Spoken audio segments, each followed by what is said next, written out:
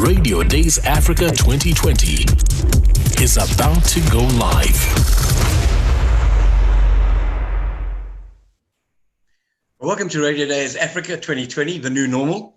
It's Africa's largest radio conference, now in its 11th year. It's brought to you by the Wits Radio Academy under the auspices of the Wits Department of Journalism. And God damn it, I didn't realize this, but it's both David Hasselhoff and Angela Merkel's birthdays today.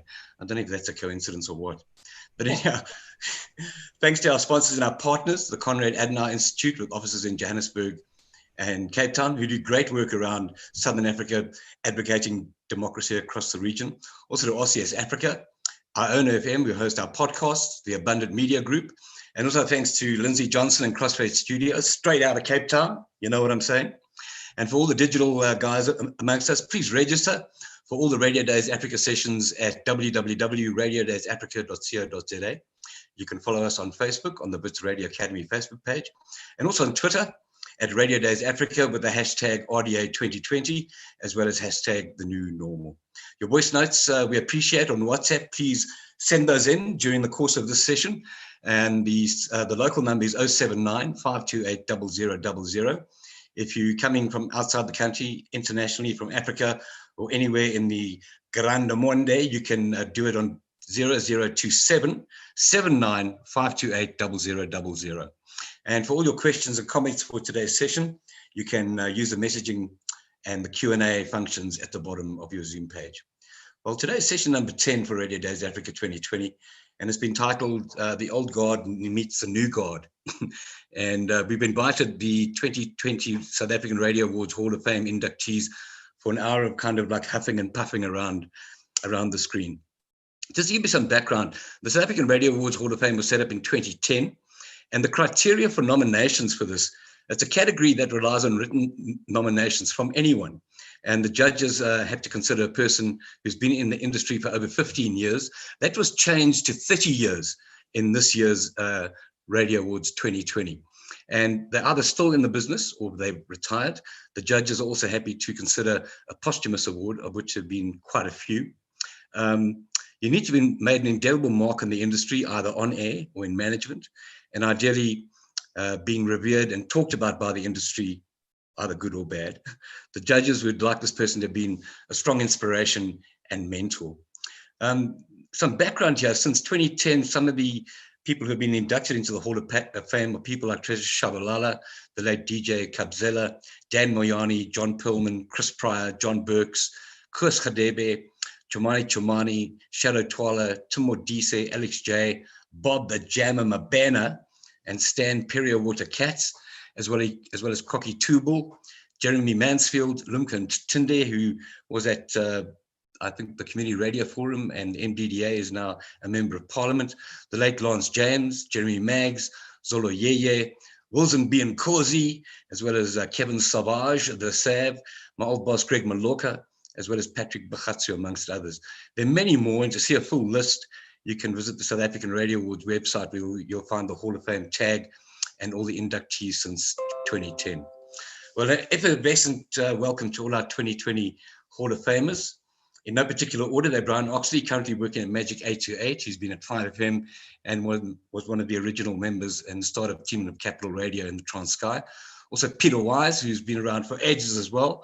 I met Peter in 1981 when he was at Varsity Radio. He's worked at Algoa, various broadcasters in Johannesburg, and he currently runs Wise Broadcasting and Marketing. And last but not least is Dr. Gabriel Yogotti. He's the station manager at RX Radio. He has a long history in community health, as well as promoting community health through media. And I did a little Google search, and Doctor, you mentioned in so many different academic papers around this very thing. I mean, I'm going to download them and actually read them. One of our panelists who was inducted into the Hall of Fame couldn't make it today. He's ill, and that's the Reverend Prince Zulu, who's been doing religious broadcasting for over 40 years on Radio Kosi and other radio stations. It's a pity he couldn't join us today. So to get into this, the young meets the old today, or the old meets the young, I'd like to know from each of the inductees, where were you born? Where did you go to school? Where did you grow up? How did you find yourself in radio broadcasting? And what do you still love about this business. Let's start with you, Dr. Yogotti. You have to unmute your mic. Dr. Yogotti, you got to unmute your mic. Yeah, there you go. Okay. Thanks so much, Neil, and good afternoon, everybody. It's a pleasure to be here. Well, the accent, I think, puts me away. I was born in Argentina, in Buenos Aires, and I lived there, I studied there, and I left Argentina during the military juntas times, and that was in 1980. I got involved in radio during those times in Argentina in the community radio sector, and I came to South Africa, and my field had been child health, children's rights, and when I was practicing in Khayelitsha, running a community health workers programs called Sibonele, during the tough times of the late 80s, beginning of the 90s, with the community health workers, we decided to start what it became the first, actually, community radio station in the country. It was Radio Sibonele, Bush Radio at the same time, but we started broadcasting illegally a little bit, more or less 6 months before.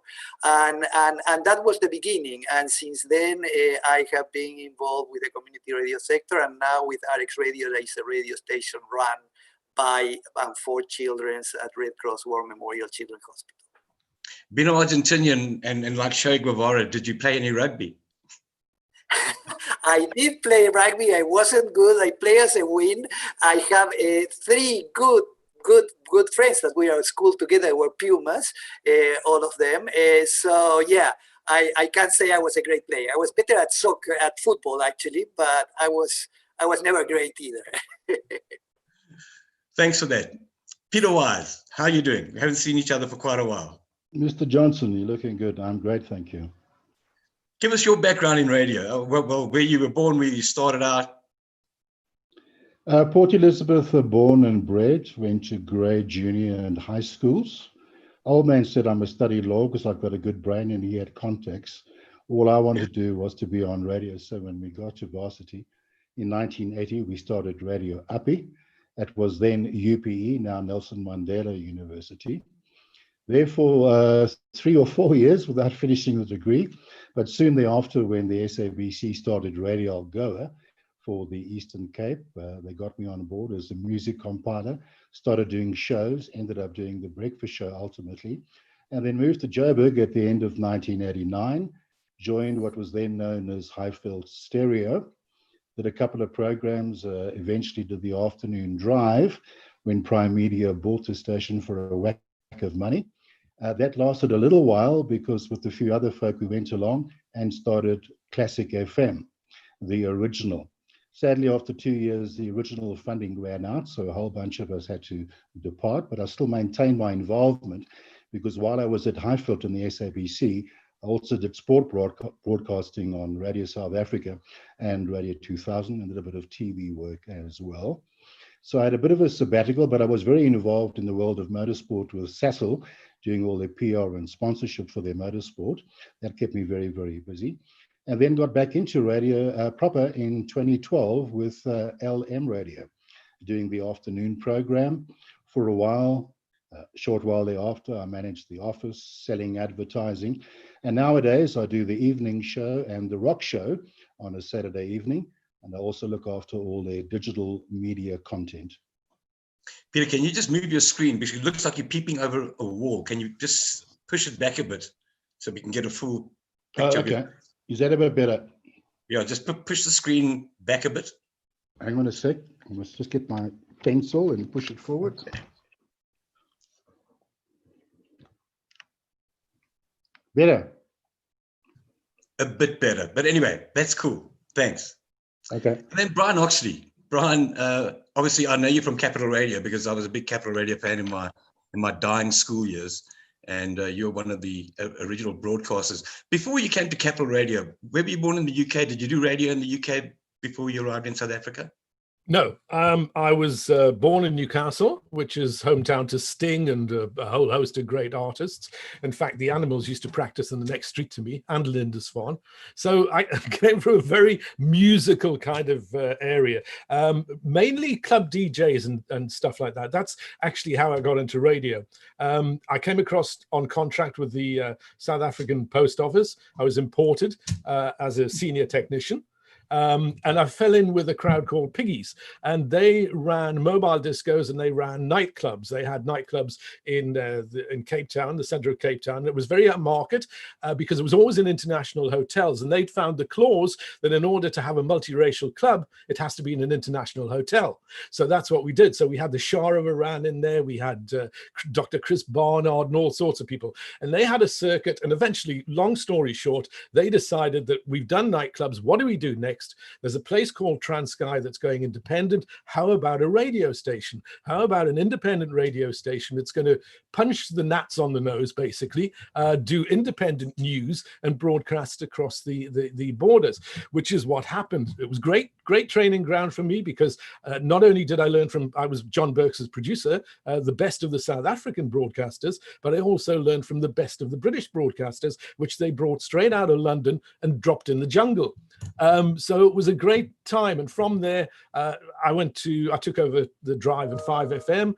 From 5FM, it was SAFM, then to 702. And then I helped Chris Turner start the new LM radio.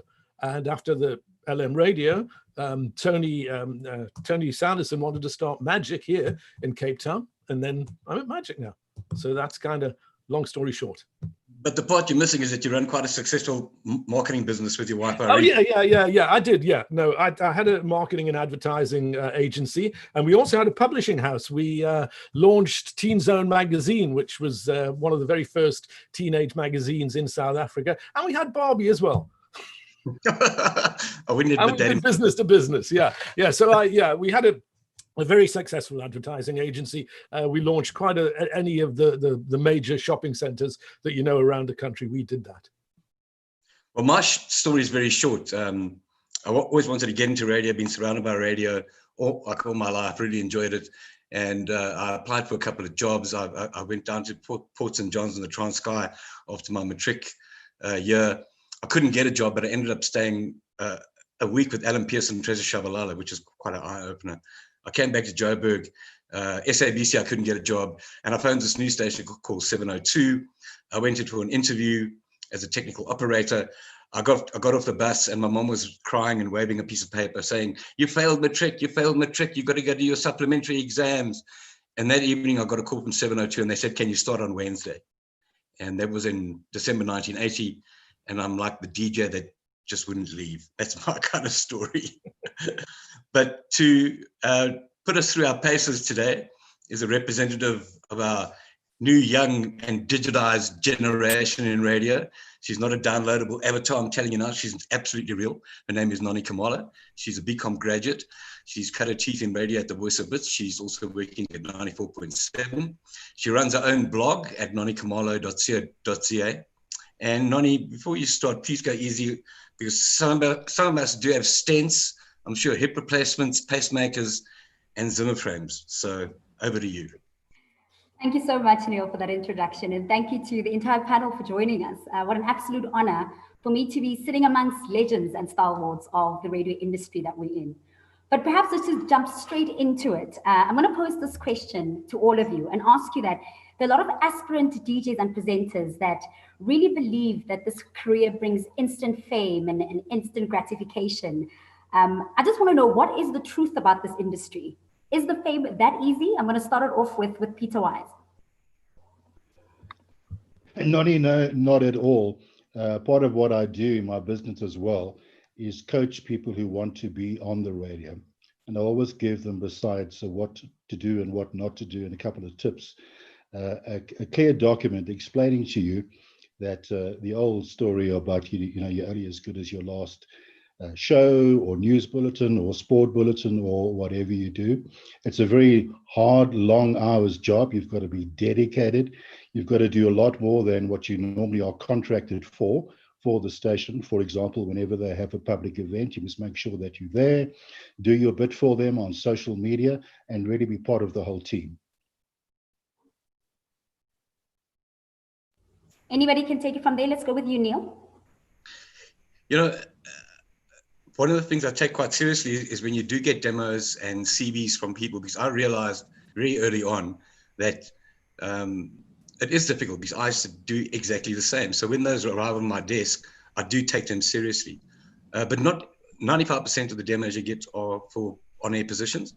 But radio has grown to such an extent. There's so many other more absolutely fabulous jobs in radio, you know, because of the technology, the way we work now in a more sophisticated way with producers and technical producers and digital being added, and marketing's become very sophisticated. We do a lot of research. So the on-air component is one thing around it, and not everyone is suited to be on air. And unfortunately for people like myself, I was on air for 12 years, but I'd given myself like kind of 10 years to go, okay, if I'm not in the top 10 earners, I've got to do something else. But, you know, probably by the 5th year, I realized I was never going to be a top 10 earner or be an afternoon drive person.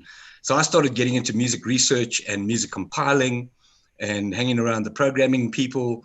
And that's how I learned radio. And radio in those days was pretty much analog. So I've seen it go from analog into digital.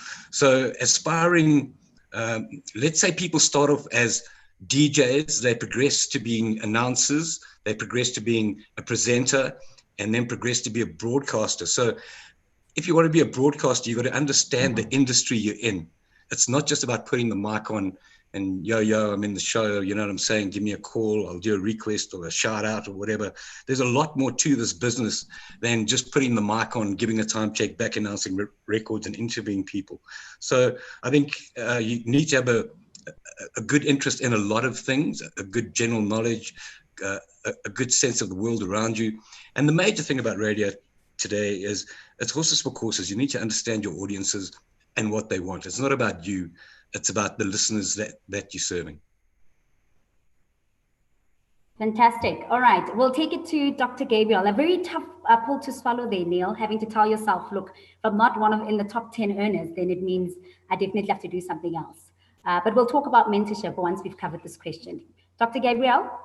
Yes, I think a key component is passion for radio. I think that is a critical thing for anybody and everybody that would like to get into radio. I have never been in public radio or in commercial radio. My field has been community radio. And for me, the whole issue when we started was to demystify what radio is all about and to make it available to anybody and everybody.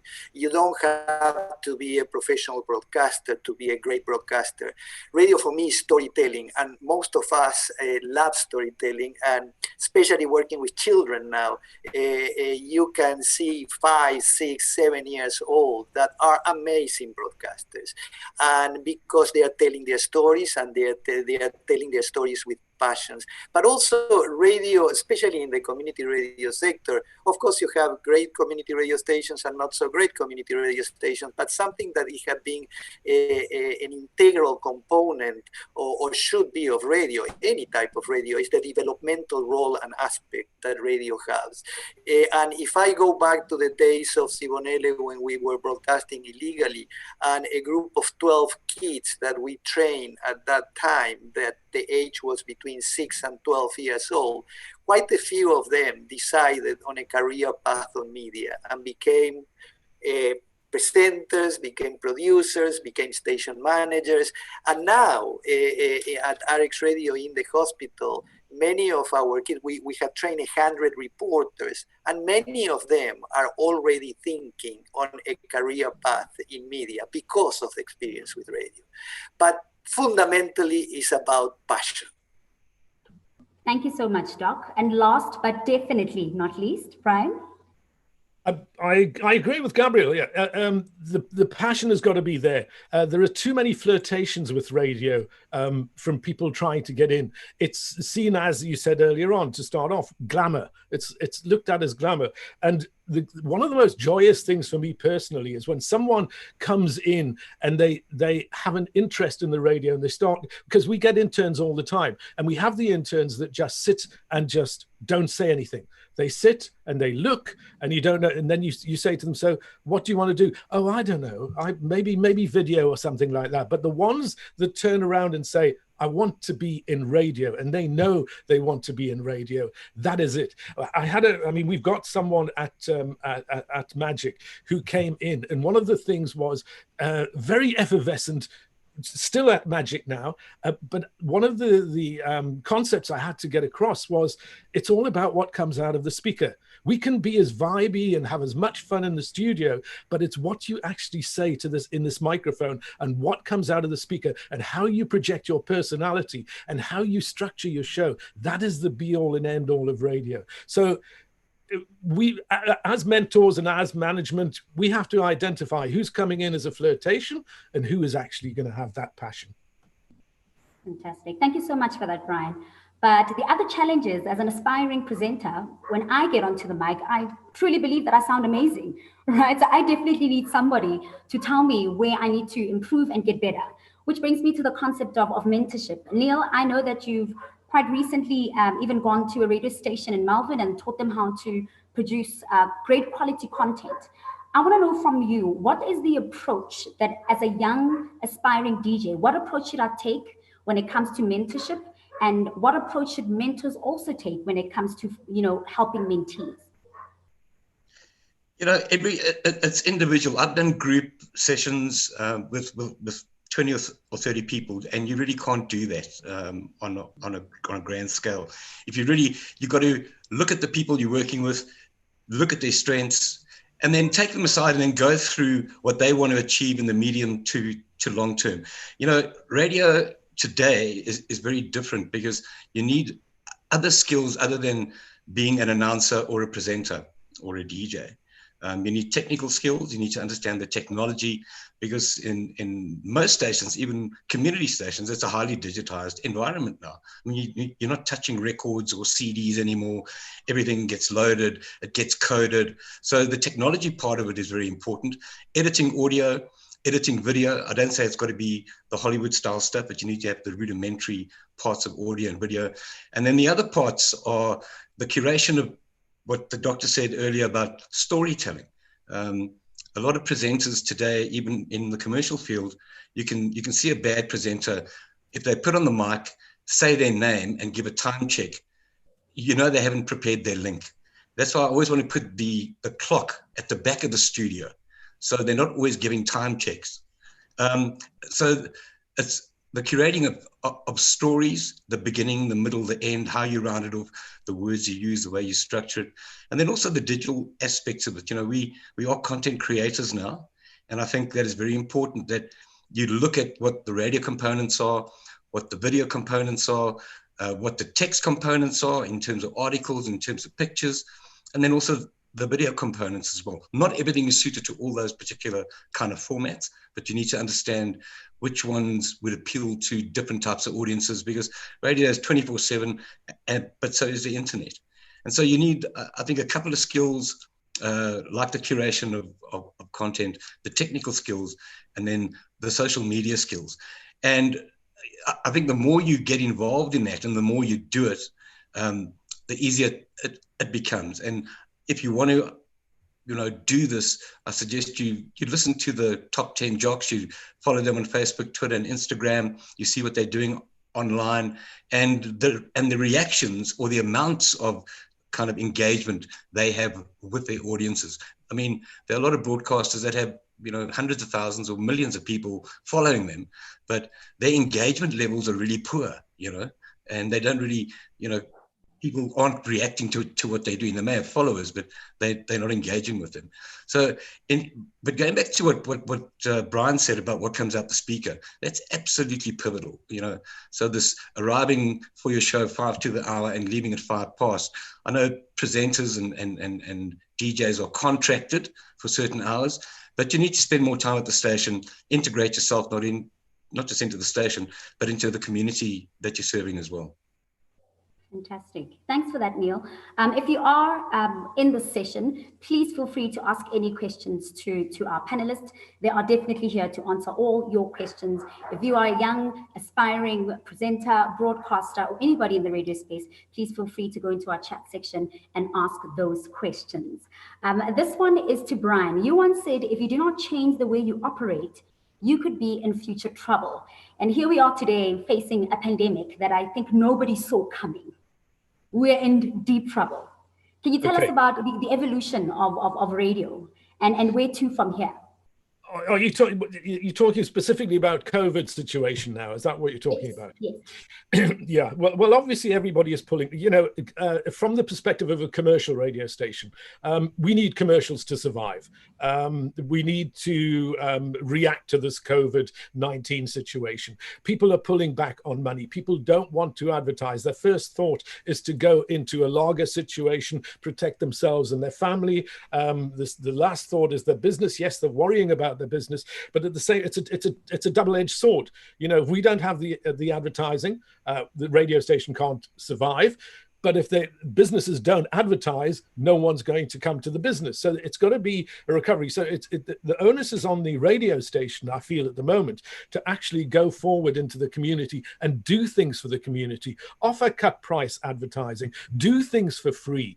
Because at the end of the day, those businesses are going to remember that radio station that helped them, as opposed to the ones that are just sitting there playing music and not doing anything for them. So the radio stations have got to be reactive as far as that's concerned. Sure, absolutely. Dr. Gabriel, you've passed a pandemic before. You've worked in the healthcare system, and you were involved in the HIV/AIDS pandemic in South Africa when it was happening. And now we're facing a completely different pandemic. Do you agree with Brian, with what he said about the evolution and adaptation to radio? Yes, I do. What happens is that sadly, very, very often we don't learn from the mistakes we have made in the past. And if you look at the parallels, there are not really a lot of parallels from a medical point of view between HIV/AIDS and COVID-19. They are completely different type of diseases.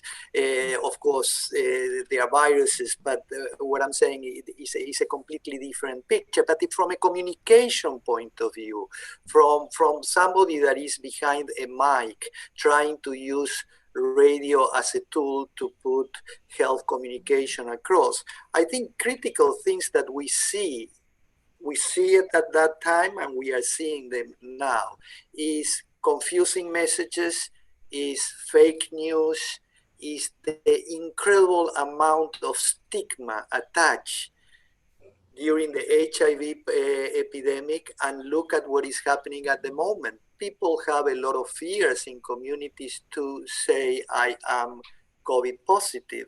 And there is also a lot of using of jargon, not simplifying language, not being actually to popularize the messages, and an incredible amount of assumptions. I always say to our kids in our radio station, but when I teach students also, don't make assumptions. If you want to find out what somebody thinks, feels, wants, or needs, ask them.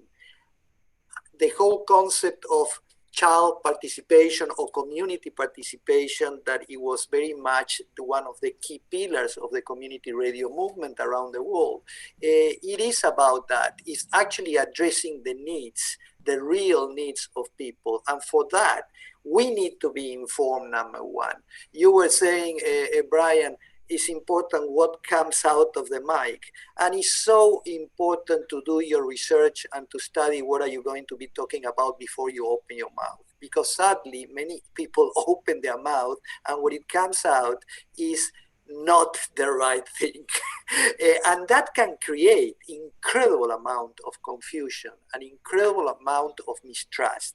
And actually it's all based on trust with your listenership at the end. And with Neil, you were talking about mentorship. Unless you have trust with your mentee and between both the group and yourself, that cannot be developed further. But yes, those are sort of general issues on communication and on health communications that sadly we don't learn. Neil, do you think radio is under threat? Well, you know, when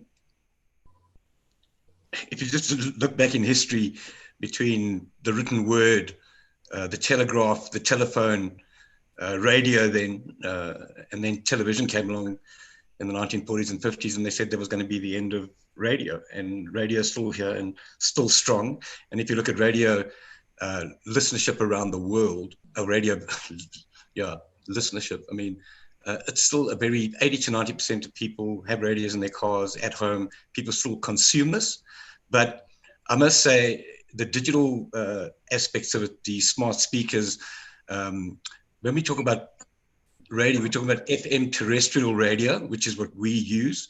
There's now DAB, DAB+, there's a smart speaker, you can listen online, you can listen to streaming.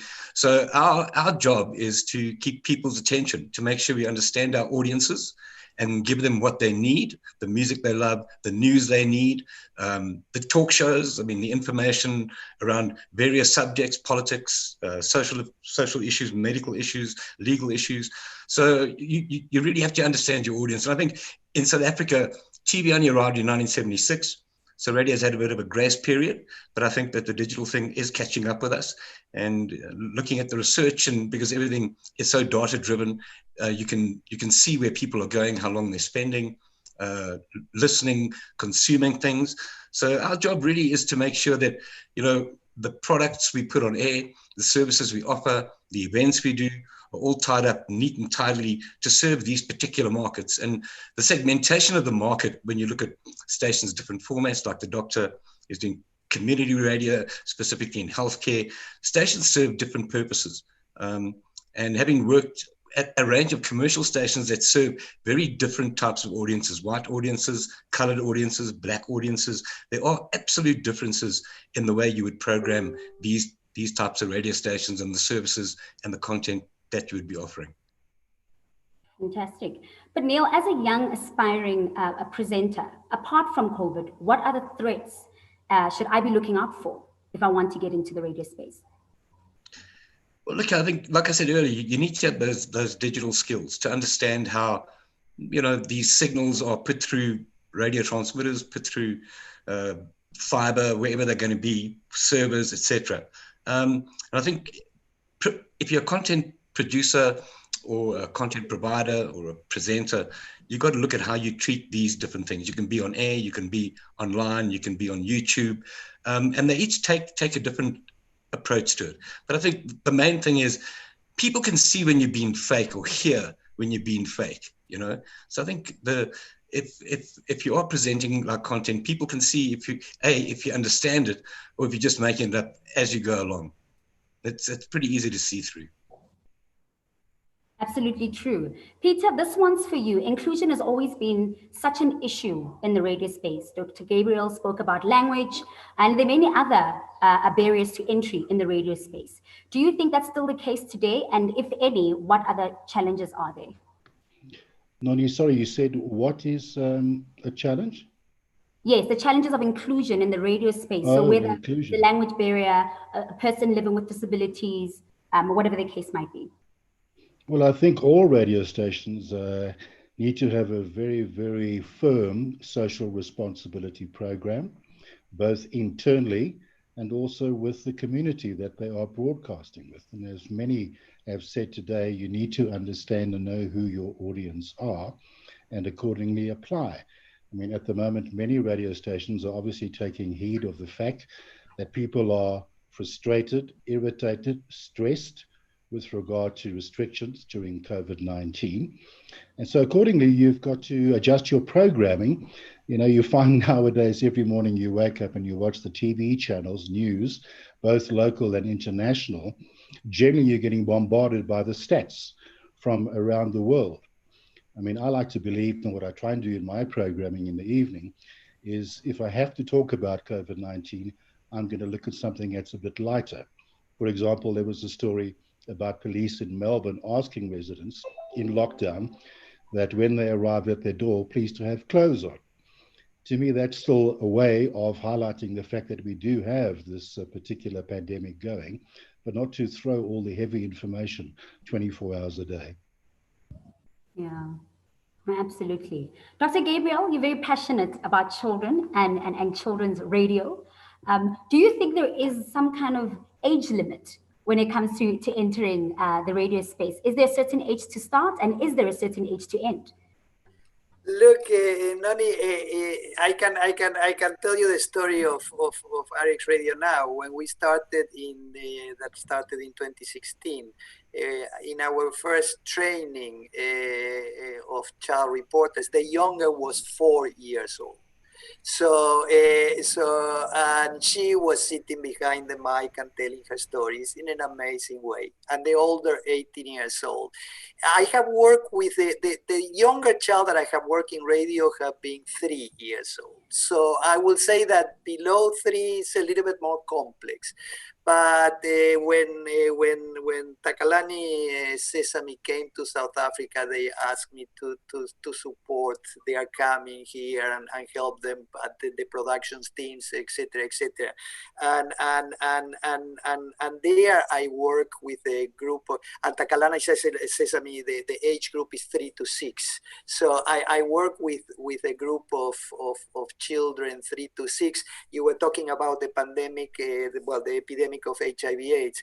Those were all HIV positive kids, and as a result of that, the Muppet that was positive came from all that type of storytelling from the kids and their own experiences. So from maybe other people have worked with younger ones, but 3 years old they were good, and because again, it's storytelling. Kids love stories, and what we call, we coined this in a way, the power of the mic. The moment you give a mic to a child, you level the communication disbalance, the top-down approach from adults to kids. So actually, the kid with the mic, we have President Ramaphosa at RX Radio last Mandela Day last year. The 4 kids that interviewed them, they were between 10 and 13 years old, and they were amazing. You must go and look at that interview in our website. So it's an incredible developmental tool in so many ways, but also the balance, the disbalance of children and adults, because sadly, the old adagio, children are being here to be seen, but not to be heard, is still very true. So adults don't take seriously what kids have to say, and often don't listen to what they have to say. I'll definitely make sure to listen to that interview, Dr. Gabriel. Brian, do you think there's a certain age where you need to stop radio altogether? Definitely not. Definitely not. I mean, Gabriel's just said, give a mic to a kid. That's exactly what's happening here, Just give a mic to a kid. I put that mic on, which, by the way, it's not a mic button you press, it's a smile button. Never call it a mic button, it's a smile button. When you're on the radio, you hit that button, you smile, because that conveys across the transmission. And you were saying about, just a thought that popped into my mind, you were saying about, relating, or Neil was saying about relating to your audience, but with digital technology now, we're right around the world now. Anyone wanting to get into radio, urge them to download the app Radio Garden and have a look at Radio Garden. It's got green little dots on all the radio stations around the world. You can spin the globe. You can see how many radio stations there are, both community, commercial, whatever they are. There are millions. And when you spin that globe, if you want to get into radio, think to yourself, what am I going to bring to this table here? What am I going to bring to this globe? Which little green dot am I going to be in the world? Because that's a challenge. And once you realize that, once you have something to bring to the party, the stories to tell, the funnies, your personality, then you're on the run to get into radio. You know, one thing, I mean, on the digital side of things, we have a strange anomaly now. I mean, I've got a guy in a vineyard in Iowa who's a regular listener. I've got people in the Netherlands. I've got people in France, apart from everywhere else. And our streaming figures on our current radio station are bigger than our BRC figures, but they're not quantified. They're not qualified. So that blows the whole concept of radio listenership out of the frying pan. I mean, it's, you know, what are we doing here when it comes to research on who's listening to radio stations? Because all of these radio stations we're talking about here, LM and Kaya and you know, all the other ones, they've got streaming as well. They've got people, they've got apps. We've got a huge listenership, and radio is certainly not dead. Certainly not dead. If anything else, it's growing, because print is going to be dead just now. We've seen what's happening with print because they can't compete. They can't run a news station, a news story as fast as we can on radio. You tap me on the shoulder and give me a piece of paper about a breaking news story. It's on there. It's broadcast. People hear it straight away. And you've got to, so as far as radio being, no. And definitely age-wise, sorry, I'm still going. I love it. I have a passion. I enjoy it. How many more years, Brian? I don't know. I would never say never. Why? I mean, you know, look at BBC Radio 2. I mean, they, you know, the guys just keep on going till they fall over. You know, that's what we're missing here. That's the one big thing we're missing here. We have our hip hop stations. We have, you know, adult contemporary stations. But the adult contemporary stations came along too late. That was the problem. They should have come along earlier. So the BBC Radio 2 takes you to that age, because one of the things that happened, people say, hey, you know, I used to listen to hip hop, I used to listen to 80s, I used to listen to 90s. Now I've got nowhere to go and nothing to listen to. Or news even, or news. You know, that it's got to be holistic. So the advent of digital audio broadcasting, more stations, the training grounds are there for new talent, because community stations, look at that. I mean, in the early days, there was nothing to train on. You would have, maybe there was clicks and Mr. Price Radio and that kind of thing, and your broomstick if you wanted to do that as well. But now you have all these community stations, which is, and varsity stations, which is fantastic. There is a whole training ground there. You're absolutely correct, Brian. I think there's every audience at every age. Yeah. If there's still somebody that's 90, they still want to listen to somebody on the air. That's going to give them relatable content. So thank you so much for that, Brian. We do have a question. Yes? Nani, we got some voice notes apparently. Okay, we do have some voice notes. Okay, so let's go to our voice notes and let's hear what you have to say.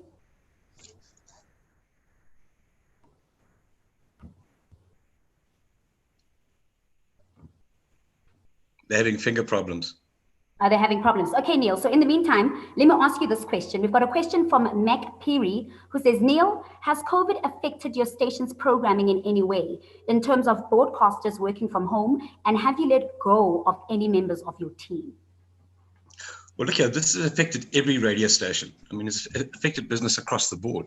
And I think it's taught a very big lesson to radio broadcasters around remote broadcasting. We all do outside broadcasts, so we all know the technology behind that, but now you've got to do it for every show. I mean, certain stations have a certain amount of shows coming in live into the studio, but ultimately a lot of guys are broadcasting from home. You need standardized software, you need to get headphones and microphones, you need to make sure that the connection's stable. So there's a lot of things that potentially could go wrong. But generally at the station I was working at, Kaya, a lot of the guys had their own setups at home already, because that's what they do.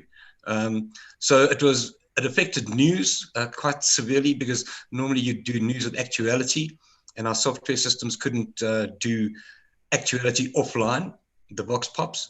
So it wasn't perfect, but I think it's okay. The thing that worries me the most is being around people all day. So if there's a sales issue, I could go to the sales department.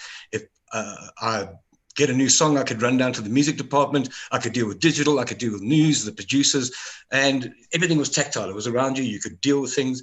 Dealing with it on Zoom or on Skype or on video meetings and making phone calls. You're at an arm's length from what you're doing. And also, we've had to stop guests coming into the studio. And also that changes, if you have a guest sitting in the studio next to you, you can see their body language, you can see their facial expressions. There's a lot of information like you take in cognitively. And that's been quite difficult, as well. I know that the shareholders and the owners are thinking, this is a great thing. We can close down the office and we can just all work at home remotely. But it's going to have it will have a fundamental change to the way we do things. And that'll ultimately change what comes out the speaker. That's what I think. Listen, Nani, they just WhatsApp me now. They said, let's try with the voice notes again. So let's, all right, cool. We can hear the So let's voice try note. some voice notes.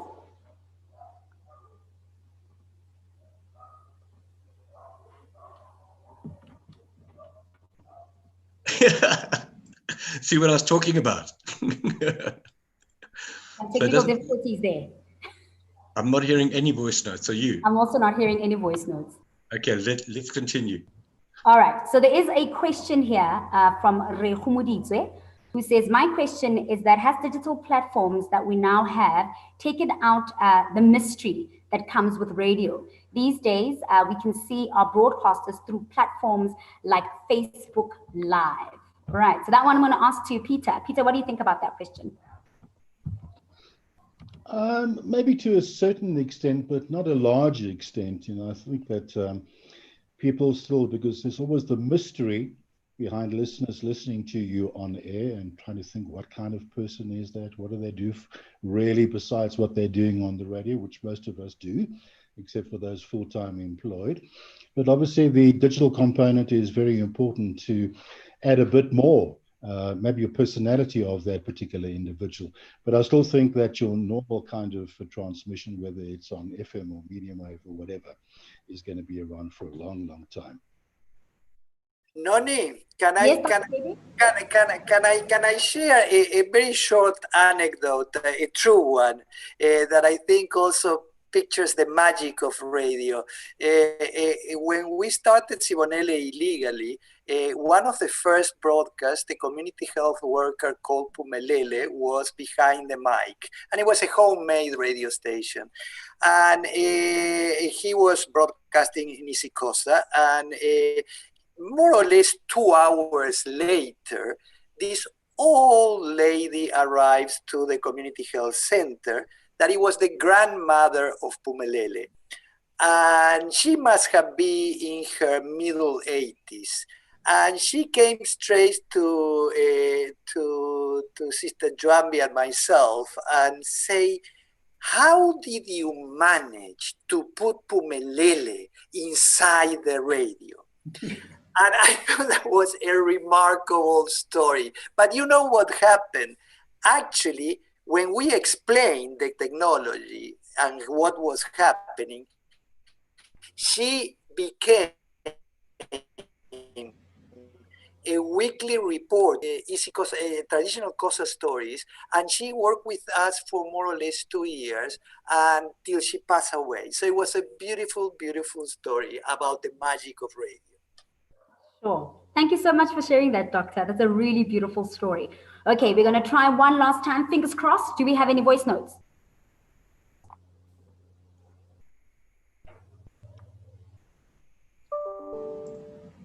Oh, shit, come on. I'll see the technical department in my office after the show. All right, we'll keep trying the voice notes, but I think that a very important question as somebody who is a new guard, I want to ask you, old guard, which I don't think you look so old, actually, just by the way. What advice would you then give to us newbies who want to get into the radio space? I mean, facing obviously challenges that we all want to get on air, but as well as having to face the COVID pandemic. What advice would you give to us? Peter, I'm going to start with you. People who have a passion for radio must understand that there are many aspects and environments that you can be very actively and successfully involved in radio. We were speaking a bit earlier about mentoring, and in my campus radio days, a fellow came along there. He was desperate to be on air. I listened and I said to him, David, you're never going to be on air. You just don't have the voice for it. However, you're a good programming guy. You're a good organizing guy. And nowadays, he's the CEO of AME. He's had a long career in the world of radio. He learned every aspect of it, and still he has a passion. So if you think that being on radio is just being behind a microphone, you must forget about it. There are many other ways that you can make a major contribution, both internally and externally for the public. Well, absolutely. Brian? Get on radio any way you can. If you have to wash the dishes, if you have to come in just to help as an intern for months and months and months, get in there, get a foot in the door. When Capital Radio started many years ago, it was started by the man that started Capital Radio in London. He was a man called Michael Butt. And I was a producer. I was a producer of John Burke's at the time.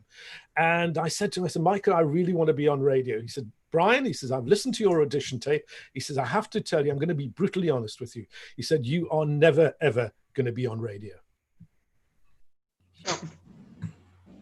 Go figure. Go figure. Sure, that's a tick. Neil, we have a question here from Siabulela who says, how does load shedding affect radio with presenters working from home? Is there a possibility of going dark on air? Yes, there is. I mean, if people don't have standby generators or haven't got uninterrupted power supply, then you are going to be in the dwang. But I think generally, if there was, load shedding, we deal with it as part of our lives now. I mean, this morning, the first thing I did was get up, go to City Power's website. There's no load shedding today, so I knew this wasn't going to be a problem. But in the back of my mind, it was, okay, plan B, if this doesn't happen. And as a programmer, if I had people on air that were having load shedding, you'd have to make a plan. You'd have to get them to another venue. I know that some stations have even gone to the extent to, get off premises, another premises. So if load shedding did happen, their presenters, their producers, their newsrooms could work offsite. But besides having the generator or the uninterrupted power supply, you've got to have plan B and plan C as well. Thank heavens it's not all video, it's audio. So the bandwidth issues are not that bad. But ideally, I would suggest that if people are going to do home studios, that they do have some kind of uninterrupted power supply. Fantastic. Thanks for that, Neil. We've got one more question, and this one I'd like to ask to Dr. Gabriel. It's from Metro Mandla Tom, who says, as a broadcaster in regional or community radio stations, being popular or famous is the furthest thing on my mind. As soon as I ticked on the effective column, it made profound sense. My passion is not just for radio or being on radio. It's going beyond that. It's my love to serve people. Am I doing this the wrong way?